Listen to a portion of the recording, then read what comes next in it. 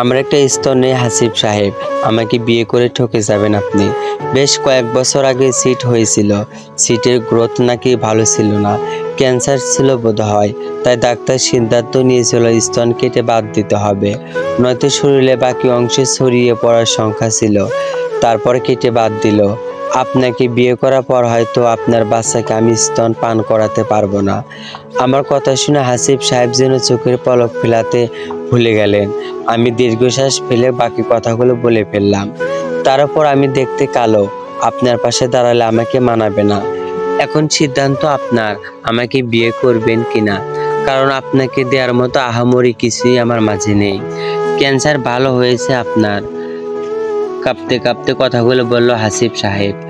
আমি মুচকি হেসে হাসিব সাহেবকে জবাবে বললাম, ভালো না হলে নিশ্চয় আপনার সামনে বসে থাকতাম না। হাসিব সাহেব আমার সঙ্গে আর কোনো কথা বললেন না, উঠে চলে গেলেন ড্রয়িং রুমে। আমি ঘর থেকেই শুনতে পেলাম পাত্রপক্ষের লোকদের মাঝে চলা গঞ্জন। অবশ্য এমন গঞ্জন প্রায়ই শুনি, কারণ আমাকে দেখার আগ পর্যন্ত তারা স্বাভাবিক থাকে। আমাকে দেখার পর, আমার কমতি সম্পর্কে জানার পর তারা অবাক হয়, বিরক্ত হয়, তারপর বিরক্ত হয়ে চলে যায়। আজকের ঘটনা রোজকার ঘটনার মতো অবস্থা। আমি মাথা নিচু করে আছি, লজ্জায় মাথা কাটা যাচ্ছে আমার। মনে মনে প্রার্থনা করেছিলাম যেন মাটি দুই ভাগ হোক, আমি সেই মাটিতে ঢুকে পড়ি। অবশেষে তারা চলে গেলেন, আমি যেন হাফ ছেড়ে বাঁচলাম। সাজ রিমুভ করে পরনে শাড়ি বদলে 3 পিস পরে নিয়েছিলাম, কারণ বিকেল 4টায় আমার কোচিংয়ে ক্লাস আসে। মাথা ওড়না তুলে পাশ হাতে নিয়ে ঘর থেকে বের হয়ে ড্রয়িং রুমে পেরিয়ে যাব, এমন সময় বাবা আমাকে ডাক দিলেন। আমার কেন যেন আমার বাবার সামনে যেতে ইচ্ছা করলো না। মনে হচ্ছে বাবার সামনে গেলে আমি কেঁদে ফেলবো। একজন কন্যা দায়গ্রস্ত বাবার অসহায় কন্যা আমি, যেই কন্যা দুনিয়াতে আসা পর থেকে কেবল বাবাকে জ্বালিয়ে মারছি। বাবা, আমি রাতে এসে কথা বলবো, অলরেডি লেট আজকে, এখনই শুনি তোর কথা। আমি থমকে গেলাম। আমার তথাকথিত মায়ের কথা শুনে তারপর আরো কিছু বিষাক্ত বাক্য আমার দিকে ছুড়ে দিলেন তিনি। তুই অচল, এমন অচল যে তোরে যৌতুক দিয়ে বিয়ে দিতে চেয়েও মাথা থেকে নামাতে পারছি না। কোনো চোর টাইপ ছেঁচড়ার গলায় ঝুলে পড়, নয়তো গাছের ডালে ফাঁসিতে, তবু আমাদের মাথার উপর বোঝা হয়ে না থেকে মরে যা, নয়তো পালিয়ে যা রাতের অন্ধকারে। রোজ রোজ পাত্রপক্ষের কাছ থেকে রিকোয়েস্ট হতে তো আর ভালো লাগছে না। আমার তথাকথিত সৎ মা আমার বাবার পাশে দাঁড়িয়ে উপরোক্ত কথাগুলো বলেছিল। ওনার নাম সিতারা বেগম। আমার উপর ভীষণ বিরক্ত। অবশ্য বিরক্ত হবার পাকাপোক্ত কারণও আছে। আমার মায়ের মৃত্যুর 3 দিন পর আমার সৎ মাকে বিয়ে করে ঘরে তুলেন আমার বাবা আফসার উদ্দিন। 3 দিন বয়সী আমিটাকে আমার সৎ মায়ের কোলে তুলে দেন আমার বাবা। কোনো নারী বোধহয় বাসর ঘরে তার স্বামীর কাছে এমন উপহার পায়নি। আমি নামক উপহার মায়ের পছন্দ হলো না। রোজ রোজ মানসিক কথা অত্যাচার পেয়ে বড় হলাম। এবার তো আমাকে বিয়ে দিতে হবে, কিন্তু আমাকে কে করবে বিয়ে? এই তো আজ দুপুরে পাত্রপক্ষ এসেছিল। আমি পাত্রর পক্ষে আলাপের এক পর্যায়ে গিয়ে আমার কিছু কমতি ছিল বলেছিলাম। এরপর যা হলো আপনারা সেই সম্পর্কে অবগত হলেন। আমি চোখের জল আড়াল করতে পিছনে ফিরে গেলাম। বাবা কিছু বলার আগে আমার দিকে এগিয়ে আসলেন, কিন্তু আমাকে আর কিছু বলার সুযোগ না দিয়ে আমি বের হয়ে গেলাম। রাস্তায় এসে দাঁড়াতেই একটি রিক্সা পেয়ে গেলাম। রিক্সা আমাকে নিয়ে চলল গন্তব্যের উদ্দেশ্যে। কোচিংয়ে বিল্ডিংয়ের সামনে এসে রিক্সা থেমে গেল। আমি রিক্সা ভাড়া দিয়ে ভেতরে ঢুকলাম। আজও এত দেরি কেন মিস আলো? আমি পিছনে ঘোরাতে দেখলাম কাব্য স্যার দাঁড়িয়ে আছে। আমাদের কোচিংয়ে গণিত টিচার তিনি। আমি তাকে সালাম দিয়ে বললাম, স্যার, আসলে বাসায় গেস্ট এসেছিল। রোজ গেস্ট আসে অদ্ভুত। আগামীকাল থেকে 1 মিনিটেও লেট হয় তাহলে আপনার কোচিংয়ে আসার দরকার নেই। আপনি রোজ দেরি করে আসেন, আমার বাকি স্টুডেন্ট পড়ালেখায় ডিস্টার্ব হয়। You understand what I mean saying? Yes sir. Go to your seat. Alo দীর্ঘশ্বাস ছাড়ল, তারপর নিজের সিটে বসল। এবার পড়া মনোযোগী হওয়া উচিত। সমাজে বেঁচে থাকতে নিশ্চয় বিয়ে করা প্রয়োজন নেই। লেখাপড়া কোনো মতে শেষ করে একটা চাকরি জোড়াতে পারলে হলো। পুরুষ মানুষের শারীরিক পরীক্ষার বস্তু না হয়ে বরং নিজের জন্য বেঁচে থাকা জোর ভালো। কোচিং শেষ করে সেগুন বাগান 6 নং লাইনের দিকে এগিয়ে যাচ্ছে আলো। দুটো টিউশনি আছে। টিউশনি টাকা দিয়ে আপাতত কলেজে বেতন ফি চলছে। প্রথম টিউশনি শেষ করে দ্বিতীয় টিউশনির পথে পা বাড়ায়। প্রতিমধ্যে কিছু বখাটে ছেলে রোজ তাকে হেস্তা করে, পাত্তা দেয় না, দেখেও না দেখায় ভান করে, শুনেও যেন শুনতে পায় না তাদের নোংরা কথা। কিন্তু আর কতদিন এভাবে এড়িয়ে চলতে পারবে কে জানে। এমন সময় কি যেন রাস্তার পাশে মাথা ঘুরে পড়ে গেল। যেহেতু সন্ধ্যাবেলা তাই মানুষজন কম রাস্তায়। আলো দৌড়ে যায় মানুষটার দিকে। একজন সুশ্রী মহিলা অথচন প্রায়। আলোকে দেখে কোনো মতে বলল, মা আমার ব্যাগের মোবাইল আছে, পাসওয়ার্ড 1235, আমার ছেলের নাম্বার কল লিস্টে আছে, মেঘালয় ওর নাম। ব্যাস এতটুকু কথা যেন বহু কষ্টে তিনি বললেন। আলো দিশেহারা বোধ করলো। ভদ্র মহিলার পাশে পড়ে থাকা হ্যান্ড ব্যাগ থেকে মোবাইল বের করে লক খুলে কল লিস্টে গেল। তারপর মেঘালয় দিয়ে সেভ করা নাম্বার দিয়ে কল করলো। আলো, হ্যালো মা, কোথায় আছো তুমি? সবাই তোমার জন্য অপেক্ষা করছে। আসলে রাস্তায় একজন মহিলা অচেতন হয়ে পড়ে আছে। সম্ভবত আপনার মাই হন উনি। ওনার পাশে আমি আছি। আপনি কাউন্টলি একটু তাড়াতাড়ি আসবেন। আসলে কথা শুনে ওপাশে থাকা মানুষরা কিছুক্ষণ নীরব থেকে বলল, অ্যাড্রেস বলুন। আলো অ্যাড্রেস জানিয়ে কল কেটে দিল। ততক্ষণে রাস্তার মানুষজন তাদের ঘিরে দাঁড়িয়ে আছে। তাদের মধ্যে থাকা দুইজনকে এসে পানি বোতল এগিয়ে দিল আলোর দিকে। আলো বোতল হাতে নিয়ে পানি ছিটা দিল সেই নারীর মুখের ওপর। মিনিট 5 মধ্যে সেই নারী জ্ঞান ফিরিয়ে এলো। চোখ খুলে সর্বপ্রথম আলোকে দেখে খানিকটা অবাক হলো তিনি। আলোর ঠোঁটের কোণে হাসি ফুটে উঠল। আন্টি, আপনি ঠিক আছেন? তখন কেমন বোধ করেছেন? এমন সময় একটা ভালো রঙের কার এসে থামলো রাস্তার ধারে। উৎসুক জনতার ভিড় ঠেলে একটা ছেলে এগিয়ে এলো। কাঙ্ক্ষিত মানুষটা অস্তিত্ব খুঁজে পেয়ে দ্রুত পা চালিয়ে এগিয়ে এসে হাঁটু গেড়ে বসলো। আলো খানিকটাই পিছিয়ে গেল, মাথা কাপড়টা সামনে টেনে উঠে দাঁড়ালো। তারপর চলে যাচ্ছে সেখান থেকে। কি দরকার এখানে দাঁড়িয়ে থেকে? ধন্যবাদ শব্দটা তার কাছে অ্যালার্জির মতো লাগলে। এখানে আর কিছুক্ষণ থাকলে সত্যি সত্যি ধন্যবাদ শুনতে হবে। তাই চলে যাওয়াটাই বেটার অপশন। এদিকে মেঘালয় নামের ছেলেটা তার মাকে হাত ধরে টেনে উঠালো। তারপর গাড়ির দিকে এগিয়ে যায়। মেঘালয়ের মা এদিক ওদিক তাকিয়ে যেন কাউকে খুঁজছেন। কাউকে খুঁজছো মা? মেয়েটাকে খুঁজছি। মেঘ, কোন মেয়েটাকে মা? তোমার পাশে তো আমি দুজন বয়স্ক মহিলাকে দেখলাম। আরে আমার এমন তুই সময় শ্যামা কন্যা পাশে ছিল রে মেঘ, তুই খেয়াল করিসনি বোধ হয়। আজ যদি শ্যামা কন্যা না থাকতো তাহলে আমি বোধ হয় মারা যেতাম। এসব কথা বাদ দাও মা, মেয়েটার হয়তো কোনো তাড়া ছিল তাই চলে গেছে। এই দেখো আমার ব্যাগটা সামনে রেখেছিল মেয়েটা। হয়তো মোবাইল বের করার সময় টাকাগুলো দেখেছে, কিন্তু মেয়েটা নেয়নি। মেয়েটা চাইলেও অনায়াসে ব্যাগটি নিয়ে পালিয়ে যেতে পারতো। একটা ধন্যবাদ মেয়েটা ডিজার্ভ করে। মেঘ, মেয়েটা খোঁজ নিবি।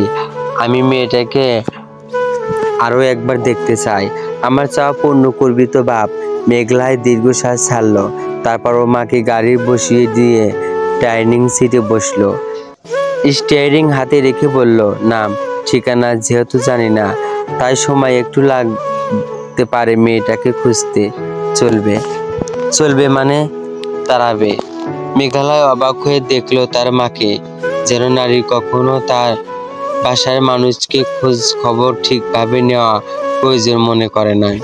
সেই মানুষটি এখন অচেনা মেয়ের খোঁজ পেতে চাইছে। অদ্ভুত তো।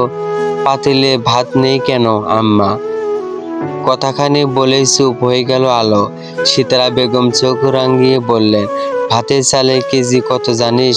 রোজ রোজ যে তোকে লোকজন দেখতে আসে, তাদের জন্য ফল ফলাদি কিনতে কিনতে তোর বাপ শেষ হয়ে যাচ্ছে। চাল নেই ঘরে, বয়ামে কটা বিস্কুট আছে, খেয়ে নে। সিতারা বেগমের কথা শুনে আলোর পেটের ক্ষুধা যেন মরে গেল। দীর্ঘশ্বাস ছাড়লো। পাতিলটা রান্নাঘরে রেখে আসার সময় দেখলো একটা প্লেটে ভাত আছে। এবার যেন আলো সম্পূর্ণ ভেঙে পড়লো।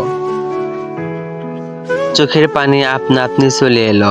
শীতলা যদি তার আপন মা হতো তাহলে কি আজ মেয়েকে না খাইয়ে রাখতে পারতো? মুখের ওপর ওড়না চেপে রান্নাঘর থেকে বেরিয়ে গেল আলো। নিজের জন্য বরাদ্দ ঘরে গিয়ে চুপচাপ মেঝেতে পাতানো বিছানায় শুয়ে পড়ল সে। মাথার ওপর চরকির ন্যায় ঘুরছে ফ্যান। ফ্যাকাশে রঙা ছাদের দিকে তাকিয়ে রইল। চোখের কোল ঘেঁষে পানি বেয়ে তার বালিশ ভিজেছে তখন। কাঁদতে কাঁদতে আলো ক্ষুধার্ত অবস্থায় ঘুমিয়ে পড়ল। ক্লান্ত দেহে যেন বেমালুম পেটের ক্ষুধাকে ভুলে গেল। সকালের মিষ্টি রোদে আলোর ঘুম ভাঙে। আরো মোড়া ভেঙে উঠে পড়ল।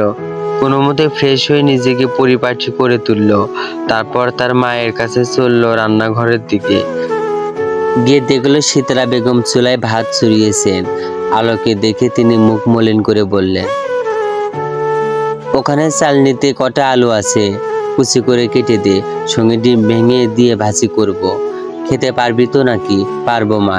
এখন যদি বলো পাথর খেয়ে পেটের ক্ষুধা মেটাতে হবে, তাও পারবো। দুনিয়াতে যে কোনো পশু এবং মানুষকে কেবল পেটের ক্ষুধা কাবু করে ফেলে, আমাকেও কাবু করে ফেলেছে। আলোর মনের কথা মনে রইল। অবশ্য শীতলা বেগমের কাছে প্রকাশ করে লাভ কি? তার কি মন পুড়ে আলোর জন্য? সকালে খাবার তৈরি হলো সাদামাটা আয়োজনে। ডিম দিয়ে আলু কুচি করে ভাজা, ধোয়া ওঠা সাদা গরম ভাত এবং চেপা শুকটির ভর্তা। শীতলা বেগম আজ সবার আগে আলোকে খাবার বেড়ে দিলেন। হয়তো ইতিমের ওপর আজ তার মায়া হয়েছে। গতকাল দুপুরে কোনো মতে খেয়েছিল আলো, তারপর তো পানি ছাড়া কিছুই জোটেনি। পুরো একটাই বেলা এবং রাত গড়িয়ে আজ সকালে তার পেট দানা পড়লো। আলো আজ পেট পুড়ে খেলো। খাওয়ার পর বাসন কোসন ধুয়ে রান্নাঘরে রেখে নিজের ঘরে এলো আলো।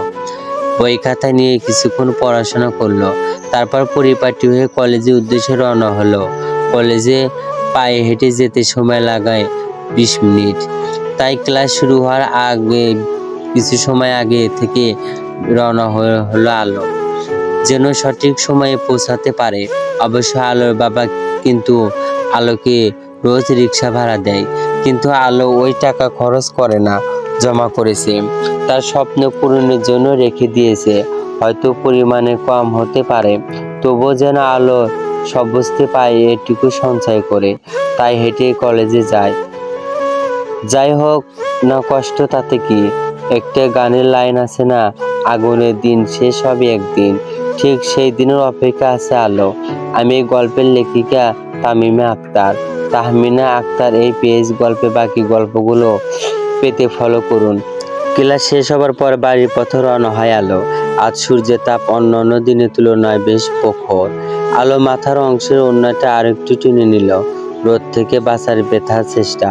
হুট করে হোঁচট খেলো সে। জুতার ফিতা ছিঁড়ে গেছে। আলো জুতাটা হাতে নিতেই তার চেহারা মলিন হয়ে যায়। মাসের শেষের দিকে এখন। বাবার ওপর এমনিতে সংসারের চাপ, বাবা এবং মায়ের প্রেসারের ওষুধের খরচ, তার পড়াশোনা খরচের চাপ, মাঝে মধ্যে খরচ বাড়ানোর বোনাস হিসেবে পাত্রপক্ষ তো আছে। এখন বাবাকে কি করে নতুন জুতা কেনার কথা বলবে সে? এমন সময় অদূরে চোখ পড়ল আলোর। মুচির দোকানে যাচ্ছে। অজান্তেই আলোর মুখে হাসি ফুটে উঠল। সে পায়ে জুতা জোড়া খুলে হাতে নিল। তারপর এগিয়ে যায় সেদিকে। কাকা, এই জুতাটা সেলাই করে দিন তো। আলোর ডাকে অর্ধঙ্গ বয়স্ক লোকটা আলোর দিকে তাকালো। জুতা হাতে নিয়ে বলল, এমন পুরো জুতা সেলাই করে লাভ নাই। আলো লজ্জা পেল কথাটি শুনে। স্তব্ধভাবে বলল, আপাতত বাড়ি ফিরে যাওয়ার জন্য হলেও জুতাটা সেলাই করে দিন। ঠিক আছে, কিন্তু 20 টাকা দেওয়া লাগবে। লোকটা ততক্ষণ তার কাঠের বাক্স থেকে সুই সুতা বের করে জুতা সেলাই করে শুরু করলো। আলোর মাথা নিচু করে দাঁড়িয়ে রইল। 2 হাত সামনেই একটা টয়ের চায়ের দোকানে দাঁড়িয়ে থাকা কিছু চ্যাংড়া ছেলে পেলেগুলো আলোর দিকে তাকিয়ে কি যেন বলা বলি করছিল আর হাসছিল। আলো আড়ষ্ট ভাবে দাঁড়িয়ে রইল। কোনো মতে জুতাটা সেলাই করে চলে যাবে। নেন হয়ে গেছে শিলানি, টাকা দেন। আলো জুতা পায়ে পড়ল, তারপর ব্যাগ থেকে টাকা নেওয়ার জন্য হাত দিল, কিন্তু একই টাকা নেই যে। আলো অস্থির হয়ে টাকা খুঁজতে লাগলো, কিন্তু এতটুকু ব্যাগের কোনো কোনায় টাকা নেই। হাই হাই, বাবার কাছ থেকে আজ টাকা নিতে মনে ছিল না। বেশ কিছু সময় অবিবাহিত হয়ে যাওয়ার পরেও আলো যখন টাকা বের করতে পারেনি, তখন মুস্কি এক প্রকার বিরক্ত হয়ে বলল, টেহা বাইরে করেন, আর কতক্ষণ অপেক্ষা করব। আলোর কথায় লজ্জায় মরে যেতে মন চাইল। আজই কেন তার সাথে এত কিছু হচ্ছে। চাচা, আমার বাসার 3 লাইন পরে, আপনি অপেক্ষা করুন, আমি টাকা নিয়ে আসি। ব্যাগে টাকা নেই। টাকা নাই? তাহলে জুতা সেলাই করতে আইছো কেন? আমার টাকা দিয়া এরপর এখান থেকে যাবা। আমার ব্যাগে টাকা নাই, এখন এখান থেকে যেতে বারণ করছেন, তাহলে আমি আপনাকে টাকা দেব কি করে? আমি এত কিছু বুঝি না। টাকা দিয়ে এরপরে যাইবা। দুনিয়ায় এখন বাটপার দিয়া ভইরা গেছে। তোমারে আমি যাইতে দেই আর তুমি পগার পার হয়ে যাও, এমন হইতে দিব না আমি। আশেপাশে অনেক মানুষ উৎসুক দৃষ্টিতে তাকিয়ে আছে। আলোর এত অসহায় লাগছিল, প্রকাশ করা যাবে না। লজ্জায় মাটিতে মিশে যেতে মন চাইছে তার। আমি জুতাগুলো আপনার এখানে রেখে যাই। এইগুলো আমি আপনার টাকা নিয়ে এসে জুতাগুলো নিয়ে যাব। যদি ফিরে না আসো তাহলে জুতা জোড়া বিক্রি করে দিয়েন। মুসিকে জবাব দিয়ে আলো খালি পায়ে বাড়ির উদ্দেশ্যে রওনা হচ্ছিল। এমন সময় কেউ এক্সকিউজ মি বলে ডাক দিল। আলো পিছন ঘুরতে দেখতে পেল সুদর্শন এক যুবককে। আলো ভ্রু কুঁচকে তাকালো। আলোর চেহারা অভিব্যক্তি দেখে যুবকটা 2 কদর এগিয়ে এসেও পিছিয়ে গেল। আপনাকে ডাকছিলাম, যুবক খানিকটা স্তব্ধ করে বলল। আলো বিরক্তিকর শ্বাস ফেলে বলল, কেন? আপনি যদি মাইন্ড না করেন তাহলে আপনার জুতা সেলাইয়ের বিল আমি দিতে চাই। আপনি কেন দিবেন? আপনার কাছে চেয়েছি আমি। আলো যেন আরো বিরক্ত হলো নিজের ওপর, নিজের পরিবারের সচ্ছলতার ওপর, অর্থনৈতিক অবস্থার ওপর। সেই সঙ্গে বিরক্ত হলো সাহায্য করতে আসা ভদ্র মহাশয়ের ওপর। আমি কখন বললাম আপনি চেয়েছেন? আমি তো শুধু আপনাকে হেল্প করতে চেয়েছি। আমি শুধু আপনার সময় নষ্ট করেছেন। আপনি শুধু আমার সময় নষ্ট করেছেন। আমার আপনার সাহায্য প্রয়োজন নেই। আমার একটা কাজের বিনিময়ে হেল্প করতে চাই আপনাকে। যুবকের কথা শুনে আলোর চোখ ছোট করে তাকালো লোকটার দিকে। লোকটাকে কোথায় দেখছেন মনে হচ্ছে, কিন্তু কোথায় দেখেছেন মনে করতে পারছে না। আসলে আমি খুলশিতে থাকি, এদিকে তেমন আসা হয় না, তাই কাউকে চিনিও না তেমন। আমি একজনকে খুঁজছি। আসলে আমাকে জিজ্ঞেস করেছেন কেন? আপনি যাকে খুঁজছেন আমি তার পরিচয় বলে ধারণা আপনার হচ্ছে নাকি? আপনি রেগে যাচ্ছেন কেন? আগে আমার পুরো কথাটা শুনুন। লোকটা কথা শুনে আলো এবার সত্যি ধৈর্যহারা হয়ে বলুন, আমার মা গতকাল সন্ধ্যায় এই কলোনির সামনে অচেতন হয়ে পড়ে যায়। তখন আমার মাকে একটা মেয়ে হেল্প করে, আমাকে কল করে আমার মায়ের খোঁজ জানায় এবং আমিও আমার মাকে সহি সালামতে ফিরে পাই। কৃতজ্ঞতা থেকেই সেই মেয়েটাকে আমার মা খুঁজছেন। সকাল থেকে আমি এখানকার বেশ কয়েকটা দোকানে মেয়েটার পরিচয় জানার জন্য চেষ্টা করেছি। কেবলমাত্র একটা তথ্য উদ্ধার করেছি, মেয়েটা নাকি পাহাড়িতলি কলেজে পড়ে। আপনিও হয়তো সেই কলেজের স্টুডেন্ট। আমার এই কার্ড তো বলেছে আপনিও পাহাড়িতলি কলেজের স্টুডেন্ট। লোকটার পুরো কথা শুনে আলোর মাথা ঘুরছে।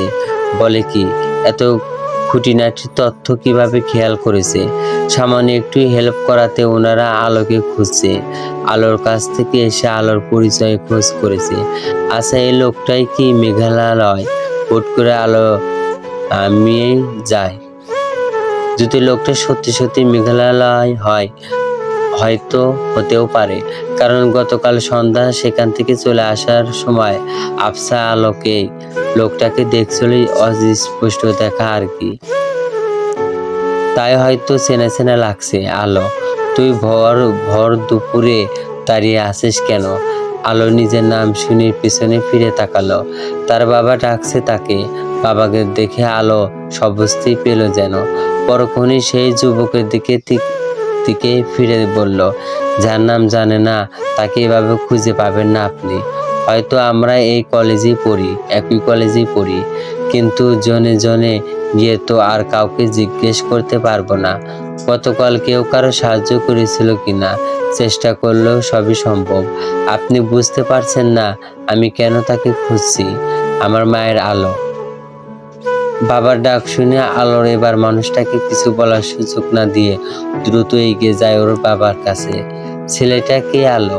আফসার সাহেব আলোকে জিজ্ঞেস করলেন। আমি চিনি না বাবা। কারো খোঁজে চাইছেন? বাদ দাও এই ব্যাপার। 20 টাকা আছে কি করবি? আলোর ঘটনা খুলে বলল। আফসার সাহেব সবটা শুনে আলোর খালি পায়ের দিকে তাকিয়ে দীর্ঘশ্বাস ছাড়লেন। তারপর আলো হাত ধরে বললেন, চল আমার সঙ্গে। আলোকে সঙ্গে নিয়ে মুচির দোকানে গিয়ে এগিয়ে গেলেন। মুচি আলোকে দেখি বিরক্তি নিয়ে বলল, টাকা আনছ? এনেছে, কিন্তু 20 টাকার জন্য একটা ছোট মেয়েকে এভাবে হেঁচড়া করার কোনো মানে আছে? আমি রেলওয়েতে চাকরি করি, আমার বাসা এখানে। আমার মেয়েকে সামান্য 20 টাকার জন্য আপনি ভাই মাফ করে দেন। চিনতে পারি না আপনার মাইয়ারে। যদি চিনতাম তাহলে কি আর জুতা আটকায় রাখতাম? নেও মামুনি তোমার জুতা। মুচি জুতা জোড়া এগিয়ে দিল আলোর দিকে। আলো জুতা জোড়া পায়ে পড়ল।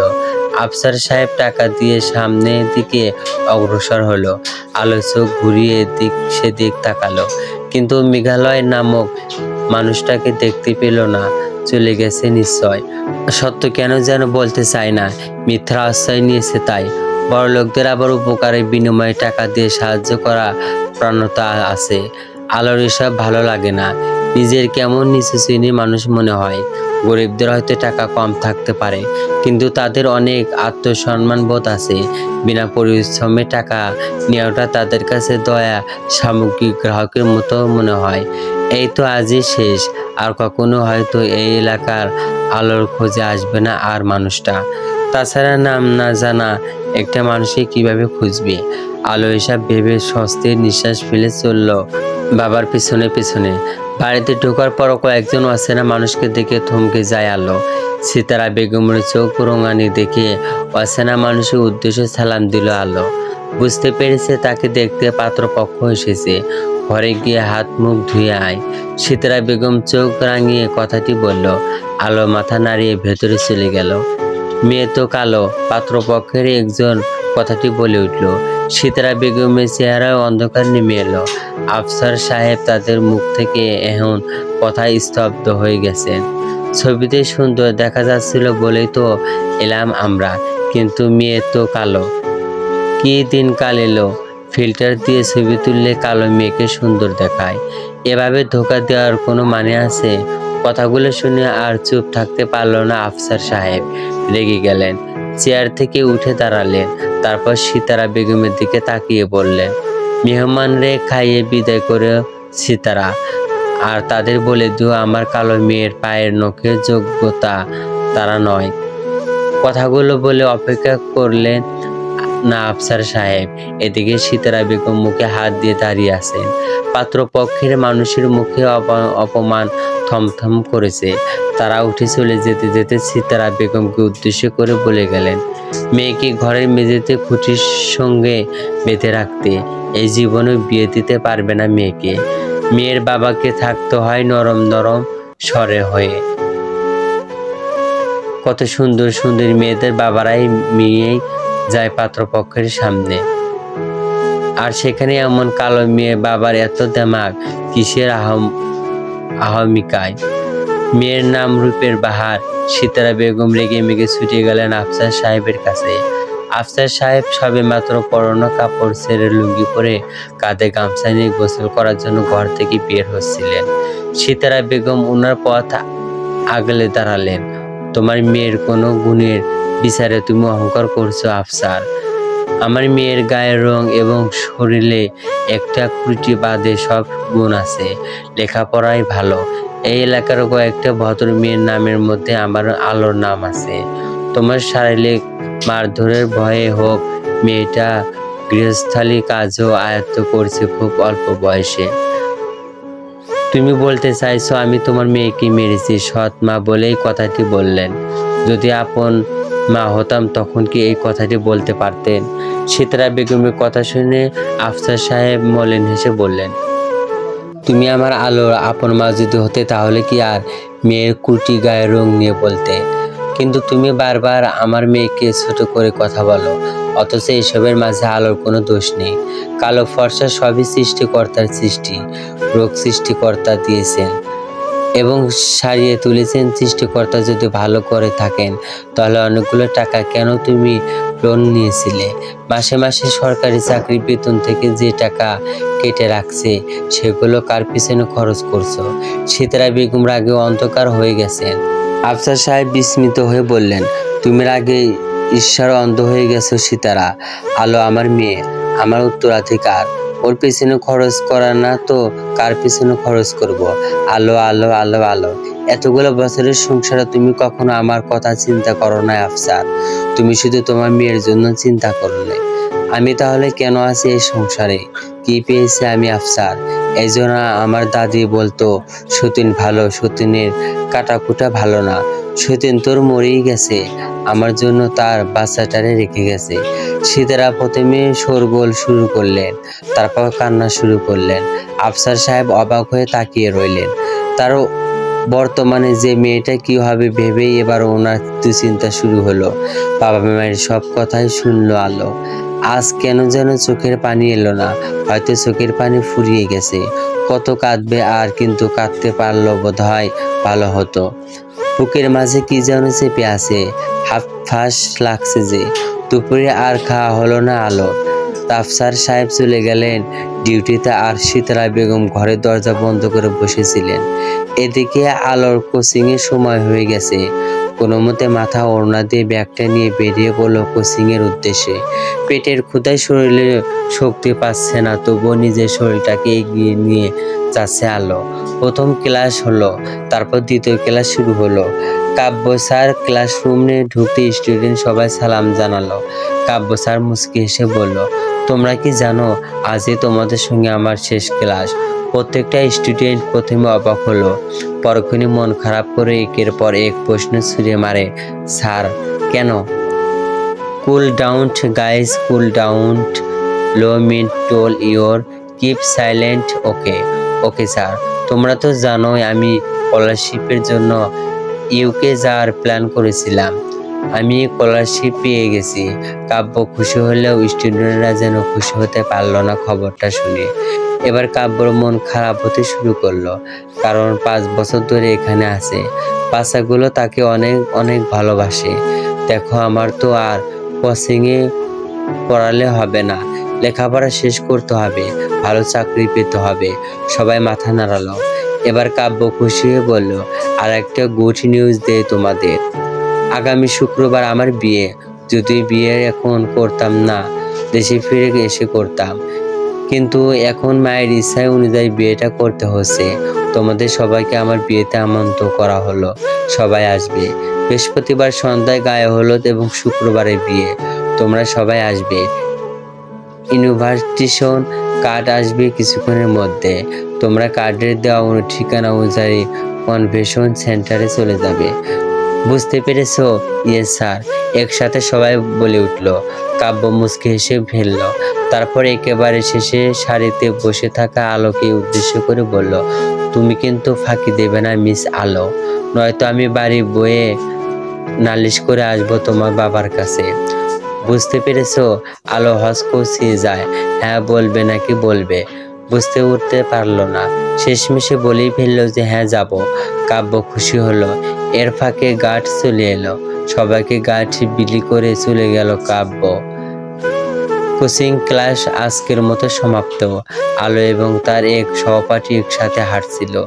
আলো যাবে টিউশনি পড়াতে, আর মেয়েটা তার বাড়িতে ফিরবে। যেতে যেতে দুজনে আলাপ করেছে। আমার না খুব সুন্দর একটা ব্লু গাউন আছে, আমি সেই গাউন পরে স্যারের বিয়েতে যাব। তুই কি পরবি আলো? জানি না আমি পুতুল। ওমা, না জানলে হবে। হাতে আছে আর মাত্র একদিন। আজই তো বুধবার, কাল বৃহস্পতিবার, স্যারের গায়ে হলো। শুক্রবারে বিয়ে। বাড়িতে গিয়ে বাবার সঙ্গে আলাপ করি, তারপর দেখা যাবে আমি যাব কিনা। পুতুল মুখ ভেক্সি কেটে বলল, স্যার তোকে যেতে বলেছি বিয়েতে যাওয়ার জন্য। আর তুই কিনা তোর বাবা দোহাই দিচ্ছিস। আলো জবাব দেয় না, কি বলবে সে। রোজ ভার্সিটি এবং কোচিংয়ে পড়ার জন্য তারা আছে মাত্র 3টি 3 পিস। ভালো কোনো ড্রেস নেই যার, তার কি কোনো বড়লোক স্যারের বিয়ের অনুষ্ঠানে যাওয়ার সাজে। স্যার নাকি মনের আনন্দ থেকে কোচিংয়ে পড়াতো, এমনিতেই তারা নাকি বিরাট বড় লোক। স্যারের বিয়ে বিষয়টা সাদামাটা আয়োজন হবে না, শুধুমাত্র পুরো কোচিংয়ে 200 স্টুডেন্ট এবং টিচার 10 জনকে ইনভাইটেড যারা করে, তারা কি বিয়েতে সাদামাটা আয়োজন করবে? আলো এবার সত্যি নিজের ভাগ্যের ওপর বিরক্ত লাগছে। মাঝে মধ্যে কেন আনন্দের মুহূর্তগুলো উপভোগ করতে পারে না? টাকার কারণেই কেন সে এসব সুখ থেকে বঞ্চিত হচ্ছে? মেঘালয়, খোঁজ পেয়েছিস শ্যামাকন্যার? মেঘালয়ের অপর দিকে ন্যায় তাকালো তার মায়ের দিকে। ছেলে মলির মুখ থেকে মাহারিন দীর্ঘশ্বাস ছাড়ল। তারপর মেঘালয়কে উদ্দেশ্য করে বলল, তুই মন খারাপ করছিস কেন? আল্লাহ চাইলে মেয়েটার সঙ্গে আমার দেখা হবে।